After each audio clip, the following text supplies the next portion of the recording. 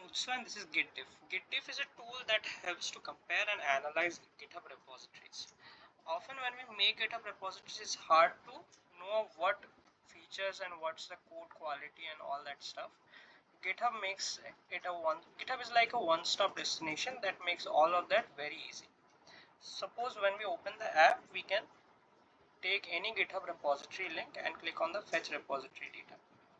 What happens under the hood is it makes an API call with using the GitHub API, and to avoid rate limits, it has a we are using a GitHub personal access token. It takes time to generate the analysis because it also makes a call using the Gemini API for the AI analysis part. Once the analysis is complete, we get it like this. There is a refresh button as well, and we can also toggle light and dark modes through here. So as we can see, it shows us the commit activity, the recent commit activity. This is quite an old repository, that's why the last commits are from April. It gives us a comprehensive analysis about the stars and all that. It also gives us the top contributors and the languages used and their percentages. In the AI analysis part, it gives a summary of what the repository is about, the code quality, as I said. It gives ratings on the code quality. All of this is out of 10. The security, maintainability, and the architecture that the repository uses. Furthermore, it gives suggested improvements on what can be done to make the repository better. Down there, we can find the recently accessed repositories. These are the repositories that I have analyzed in the past. What we can do is we can take the link, and we can also check the previous repositories here. We can go down here.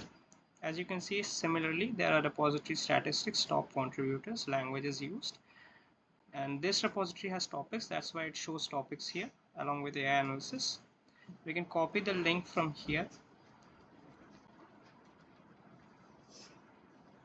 and then we can go all the way to the top.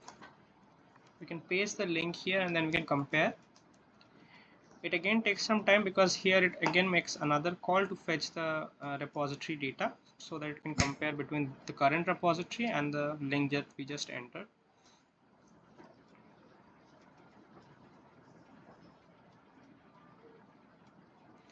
As we can see, this tab is greater because the Codensity 30 repository has much more stars than mine. It gives a comparison of the number of folks, the watchers, and open issues, and finally the size. It also gives a little section about when it was created, if there was any license used, etc, etc. And there is a light and dark mode toggle here as well.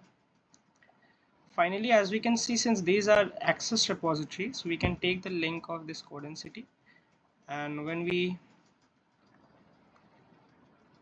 fetch the repository data for Codensity, it turns up much faster because we are using Hive to cache the data.